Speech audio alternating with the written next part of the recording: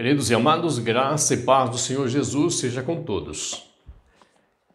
É um privilégio podermos abrir as Escrituras Sagradas e refletirmos na palavra do nosso Deus. E hoje, um dia especial, como o dia da ressurreição do Senhor Jesus Cristo, quero convidá-los a relembrar a carta do apóstolo Paulo, a primeira carta aos Coríntios, no capítulo 15, que é o texto mais completo e chave de toda a compreensão do Novo Testamento sobre a ressurreição de Jesus Cristo.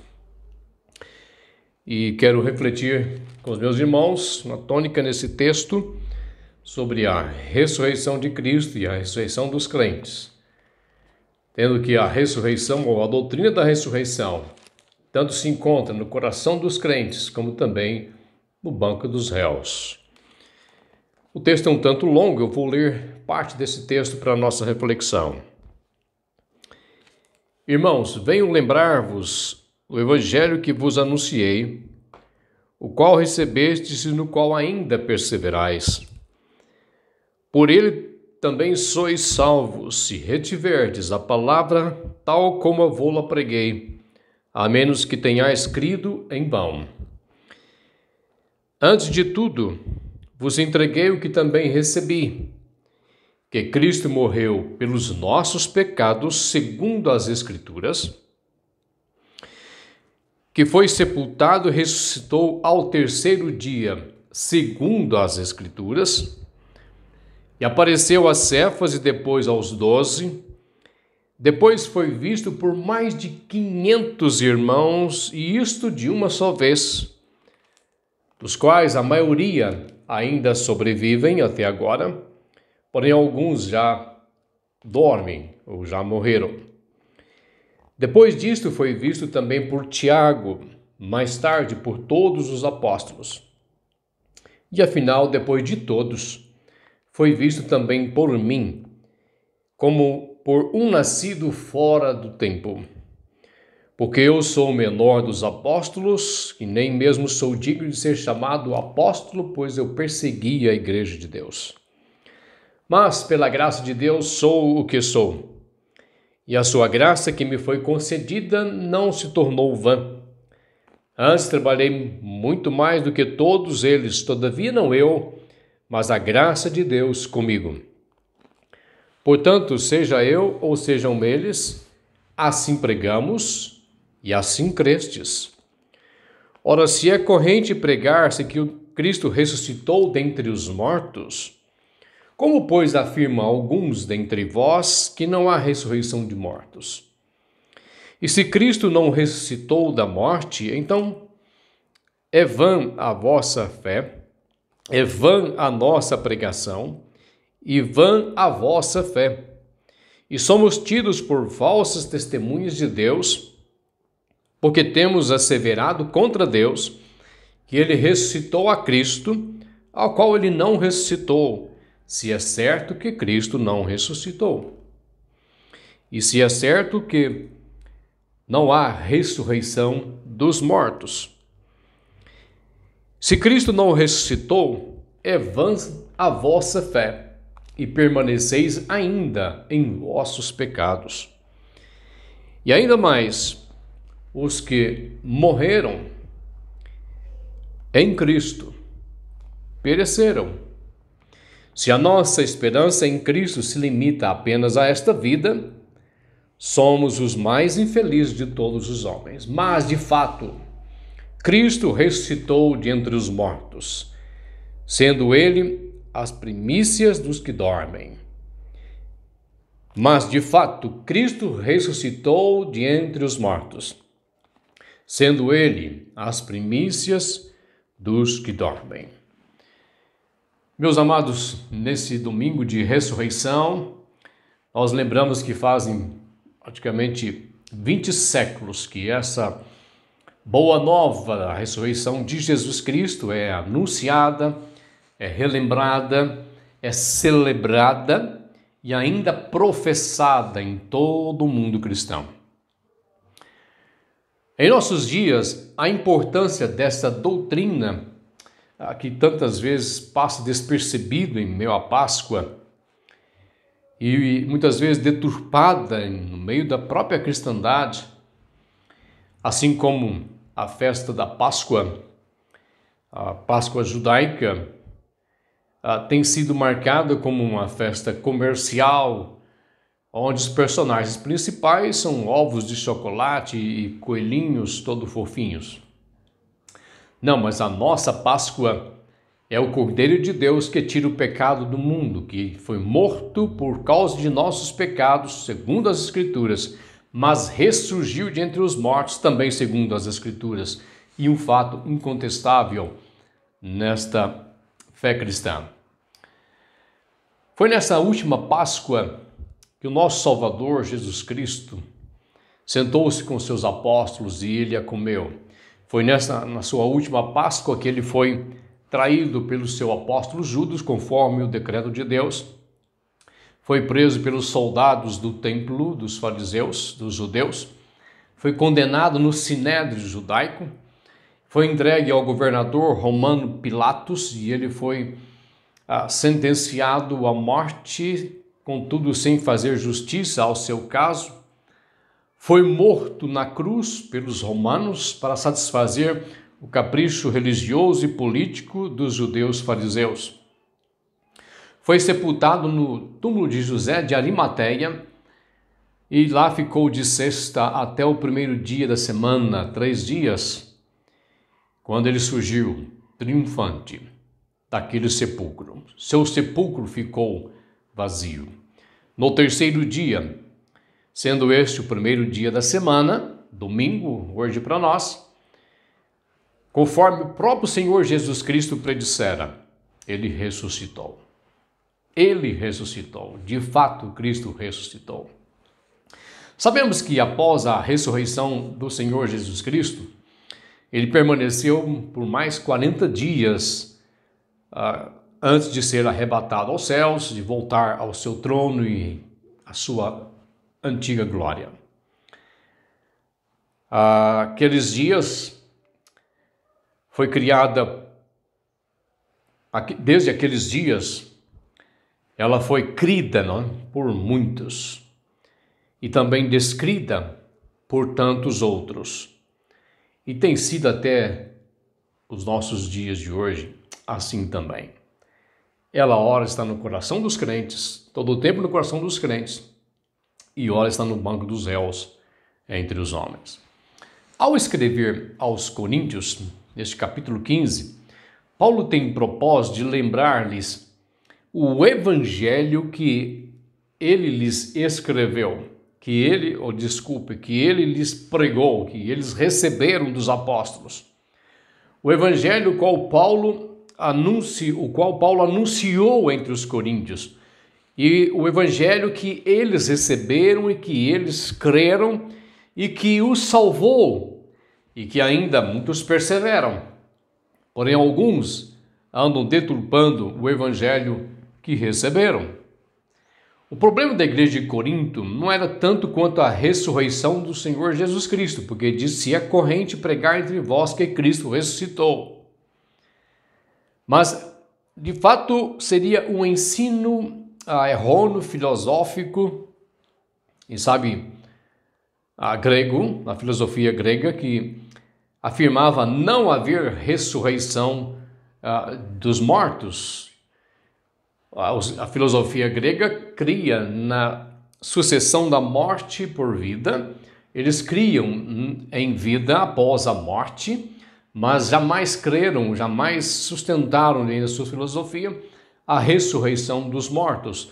Ao contrário, na sua filosofia existe um dualismo no corpo que é mau e o espírito que é bom, o corpo que é perecível e a alma que é eterna. Cremos que estes ensinos, essas filosofias, e sendo a cidade de Corinto de fundo grego, o ensino grego, isso estava trazendo alguma confusão na igreja de Corinto, ou quem sabe um tipo de misticismo entre os crentes em Corinto.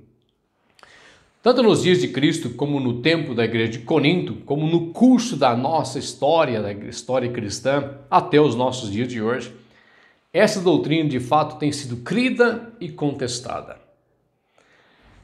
E eu quero observar alguns aspectos dessa doutrina estando no banco dos réus. Contestada. A doutrina da ressurreição e também dos demais mortos, a ressurreição de Cristo e dos demais mortos, tem sido contestada desde os dias dos apóstolos. A tese dos judeus nos tempos bíblicos, embora os fariseus criam e confessavam que haveria ressurreição dos mortos, eles contestaram a ressurreição de Cristo, de Jesus. Mateus é o único evangelho que registra a estratégia do Sinédrio para negar e proclamar a não ressurreição do Senhor Jesus Cristo, negar a ressurreição do Senhor Jesus Cristo. Mateus 28, versículos 11 a 15. Os anciãos de Jerusalém subornaram os guardas para que eles pudessem dizer a todos, e principalmente a Pilatos, para dessa forma também salvarem as suas próprias vidas, que os apóstolos haviam roubado o corpo de Jesus enquanto eles estavam dormindo. Durante a noite eles vieram na surdina, removeram a pedra e retiraram o corpo de Jesus, e eles não viram. E essa negativa prevaleceu entre os judeus daqueles dias, e ainda prevalece entre muitos deles até os dias de hoje. Outros aspectos que nós encontramos da negativa da ressurreição do Senhor Jesus Cristo, nós encontramos em grupos naturalistas, racionalistas, liberais, ateus, agnósticos, que não creem no sobrenatural, descreem do poder de Deus, e eles têm suas teorias mais esdrúxulas possíveis. Kirchhoff Lake, que viveu em 1872, faleceu em 1946, Kirchhoff Lake disse que os discípulos teriam ido ao túmulo errado. Este homem, que foi um sacerdote anglicano, de uma teologia liberal, foi um erudito professor de exegese, crítico do Novo Testamento, mas um liberal na sua teologia. E ele propôs, negando a ressurreição de Jesus Cristo, que os discípulos tivessem ido ao túmulo errado, segundo a qual as mulheres que anunciaram que o corpo de Jesus tinha desaparecido tinham se enganado, e tanto elas quanto os apóstolos foram ao túmulo errado. Como pensar que todo aquele grupo de pessoas não tivessem lembrança de onde houvesse de fato depositado seu mestre? E José de Arimateia, Nicodemos e tantos outros que, como o túmulo é de José de Arimateia, porventura também foram a um túmulo errado. Isso não se sustenta. Um outro homem chamado Venturini, ele surgiu com a tese de a morte aparente, que Jesus teria tido apenas um desmaio na cruz e que ele não morrera. E estando em desmaio, ele parecia estar morto e ele foi enterrado ainda vivo. E segundo a teoria de Venturini, com a temperatura ambiente da sepultura, em baixa temperatura, o corpo de Jesus Cristo foi lentamente sendo revigorado. E então ele se reanimou, ele se levantou e ele saiu do sepulcro. Agora é interessante como que um homem que foi espancado como Jesus foi espancado, um homem que foi crucificado, suas mãos vazadas, seus pés vazados, com uma lança que perfurou o seu lado, um homem que sofreu as angústias da cruz, da asfixia da cruz, possa depois disso ter removido uma pedra que gastava vários homens para remover. Outras teorias falam sobre a alucinação e a ilusão que aqueles homens tiveram. A teoria sugere que as aparições de Jesus Cristo teriam sido mera ilusão daqueles apóstolos, daqueles discípulos, ou alucinação que eles tiveram. Acontece, porém, que essa teoria não encontra apoio nem na psicologia. É possível ter ilusão ou alucinação pessoal, mas como ter alucinação e uma ilusão de um grupo, de coletividade. Uma pessoa pode tê-la, 2 pessoas podem tê-la, mas 500 pessoas de uma vez que viram o Senhor Jesus Cristo e eram testemunhas. Outros vão dizer que a ressurreição de Jesus e a própria ressurreição geral dos homens não passa de mito bíblico, ou uma lenda bíblica, um mito que tem um ensino por detrás disso, mas que não é fato, que não é real.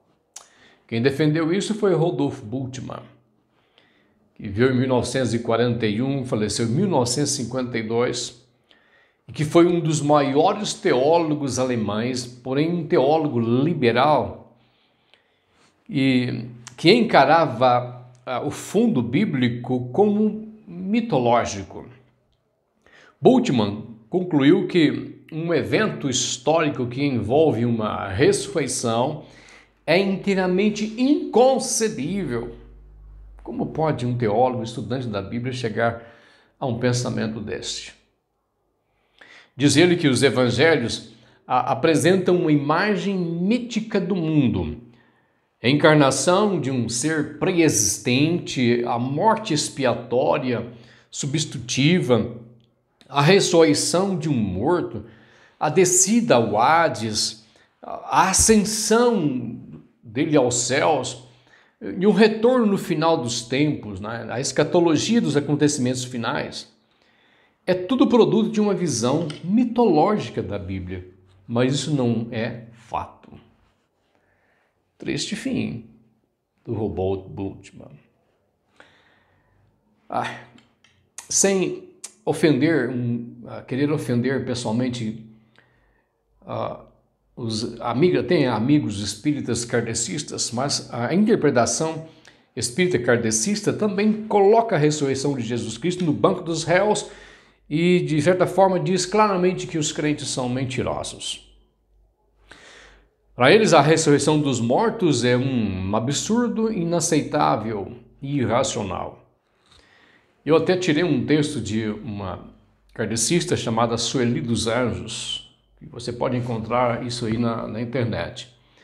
Quando ela fala sobre a ressurreição de Jesus, ela diz que a explicação espírita para tal fato, a lógica, diz ela, a lógica e o bom senso espíritas abominam tal teoria. Olha essa expressão, abominam tal teoria. A ressurreição de Cristo e a ressurreição dos homens no final. Pela impossibilidade física e pela injustiça moral. Afinal, a lei dos renascimentos ou reencarnações estabelece um critério mais justo para aferir a competência ou a qualificação de todos os espíritos. Continua ela dizendo, com tantas oportunidades que sejam necessárias. E ao nascer, no nascer de novo, é possível a todos progredirem. Quanto à aparição do Senhor Jesus Cristo, não passou de materialização do seu espírito. Isto é, a utilização do fluido ectoplásmico,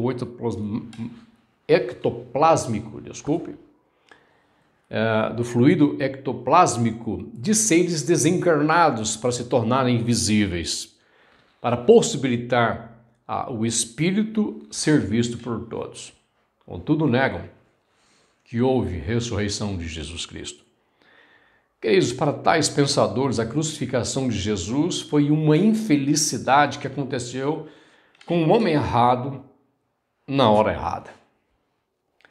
As histórias da ressurreição apareceram, segundo eles, mais tarde, na tentativa de lidar com uma triste realidade, com a triste frustração daqueles homens. Que aqueles homens, ou esses homens, que se assentam na sua incredulidade quanto ao sobrenatural e o poder de Deus. Homens que querem provas científicas, racionais e não pela fé. A ressurreição seria a história para restaurar nada mais, nada menos do que homens frustrados em sua esperança. Pena isso. Contudo, pelo poder do Espírito Santo que infunde no coração dos filhos de Deus, dos discípulos do Senhor Jesus Cristo, e nos dá poder de testemunho para proclamar ainda hoje: Ele ressuscitou de entre os mortos. Cristo não só vive, porque muitos desses que creem que Jesus Cristo morreu, que negam a sua ressurreição, creem que Ele vive. Deixa eu dizer uma coisa com os crentes: cuidado com a expressão de que Ele vive em nós. É verdade que Ele vive em nós, que Ele está em nós, está conosco. Mas cuidado, porque Jesus Cristo vive de fato, e não só vive por estar presente na nossa mente, mas Ele vive de fato. Ele ressuscitou de entre os mortos. Sem ela, não há fé cristã sustentável. Segunda coisa que eu observo nesse texto sagrado, queridos, é que a ressurreição de Jesus Cristo tem fundamento bíblico e histórico, segundo o apóstolo Paulo. E a história secular, ou a história posterior, nos apresenta isso. Versículo 3 e versículo 4 desse texto, a ressurreição do Senhor Jesus Cristo foi testemunhada pelos profetas na antiguidade. Diz Paulo: Ele morreu e ressuscitou segundo as Escrituras. Podemos encontrar, por exemplo, Salmo 16, versículo 10, Salmo 68, versículo 18, o texto de Oséias 6, versículo 2, texto de Jonas 1,17, texto que o próprio Senhor Jesus Cristo usou, os apóstolos usaram, para uma referência messiânica, dizendo que aquilo que se disse no passado se cumpriu no Cristo do tempo bíblico, do Novo Testamento. Foi predita pelo próprio Senhor Jesus Cristo muitas vezes, porque assim dizem os profetas. E Ele veio para morrer, mas também para ressurgir. Jesus disse aos seus discípulos muitas vezes, e Ele entristeceu os seus discípulos muitas vezes ao dizer que Ele morreria, mas advertiu os discípulos que Ele ressuscitaria. Mateus 12, 40, 16, 21, João 2, 19 e tantos outros textos no Novo Testamento. Talvez podemos usar mão de uma testificação geográfica: seu túmulo está vazio, e é possível identificá-lo ainda em Jerusalém. O túmulo de José de Arimateia, que serviu para sepultar o mestre, nunca mais foi usado, e ele está vazio. Versículo 5 ao versículo 8, o apóstolo Paulo diz que a aparição de Jesus Cristo foi testemunhada por muitos daqueles dias. Apareceu a Cefas, que é Pedro, apareceu aos 12, apareceu a 500 irmãos, não temos isto onde encontrarmos isso, mas Paulo diz que ele foi visto por 500 irmãos posteriormente. Tiago, irmão do Senhor, também o viu posteriormente. Todos os apóstolos o viram, e ele diz: por fim, foi visto por mim, Paulo, como que um nascido fora do tempo.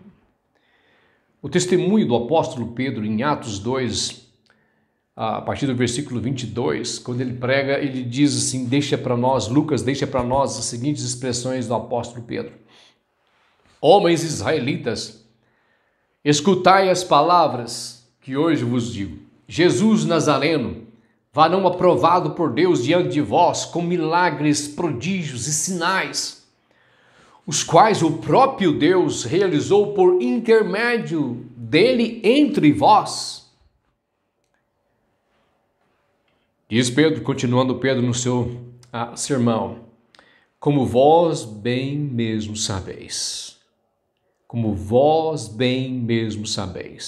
sendo este entregue pelo determinado conselho e presciência de Deus, vós o mataste, crucificando por mãos de iníquos, o qual, porém, Deus ressuscitou, rompendo os grilhões da morte, porquanto não era possível que fosse ele retido por ela.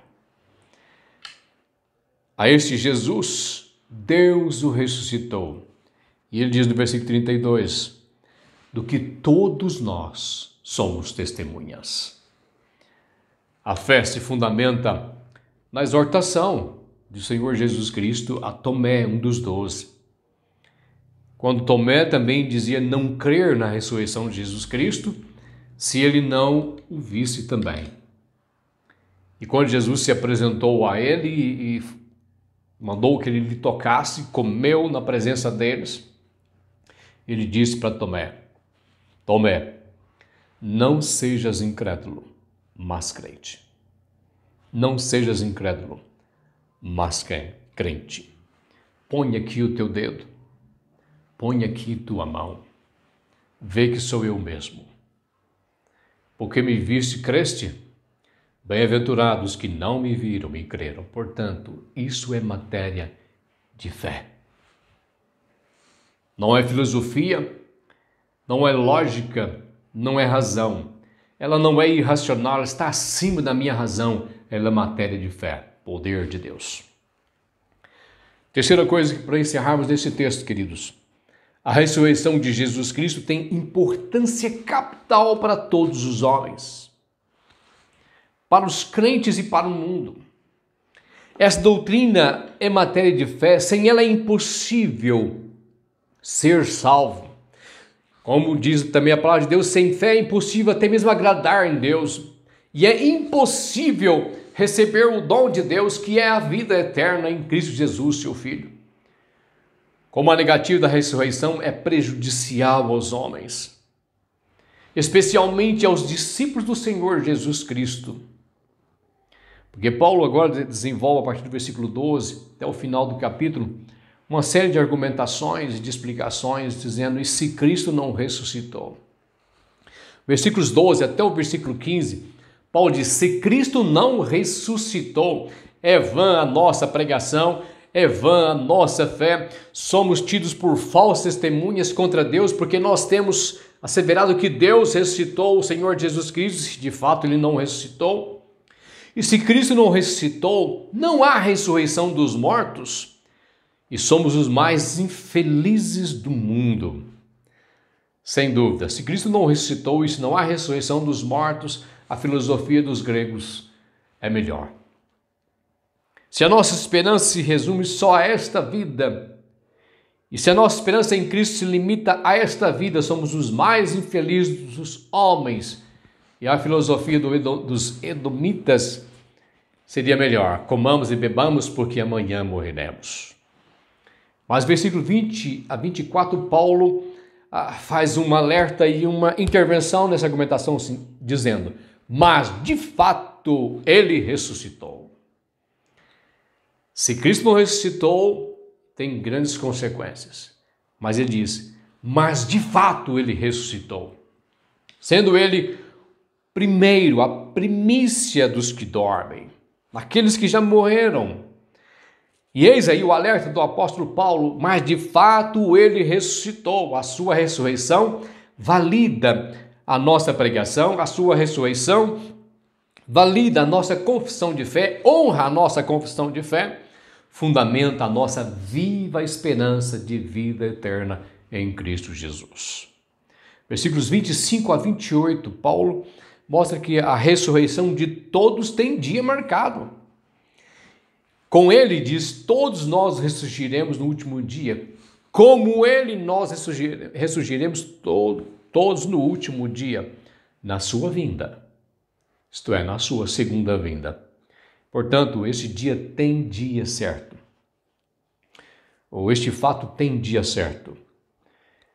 Meus amados irmãos, na segunda vinda de Cristo Jesus, como se deu com Cristo Jesus, se dará com todos de Cristo na segunda vinda. Todos que morreram serão vivificados, serão ressuscitados pelo poder de Cristo Jesus, ao ressoar da última trombeta.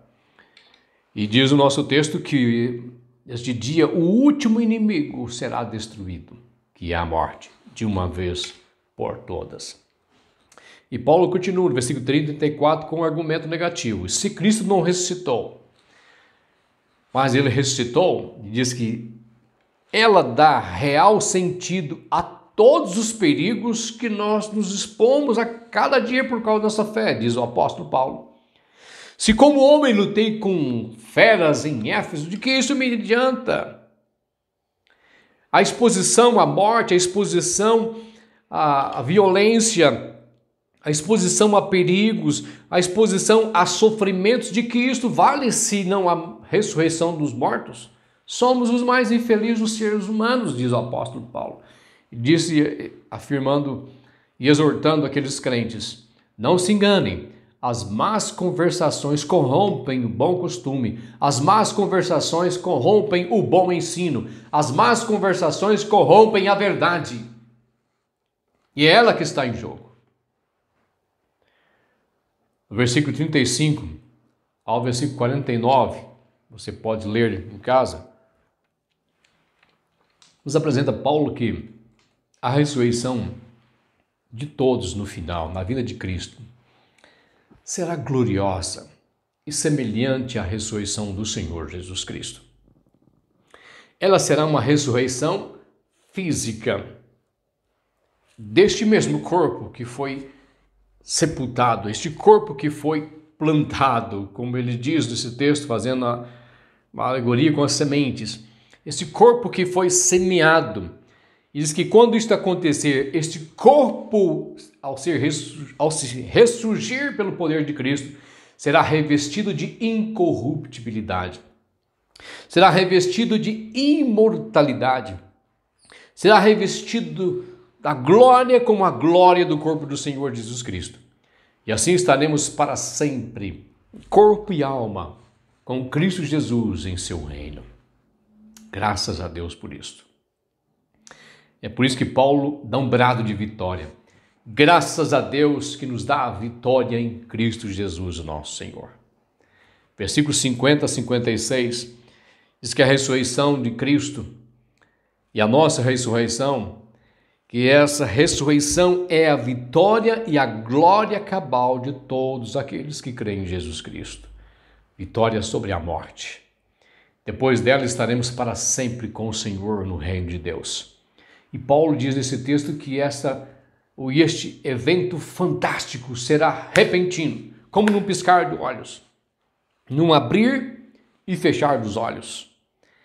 E então nós teremos o triunfo glorioso de todos aqueles que creem. E poderemos cantar, bradar em alta voz: tragada foi a morte pela vitória. Onde está, ó morte, a tua vitória? Onde está a morte, o teu aguilhão? O aguilhão da morte é o pecado, mas este já foi vencido e remido no sangue do Cordeiro. A força do pecado é a lei, mas que foi sumamente cumprida em Cristo Jesus. Por isso ele nos abençoa com a sua graça salvadora, pela graça que somos salvos. Versículos 57 e 58, ele termina essa sessão sobre a doutrina da ressurreição,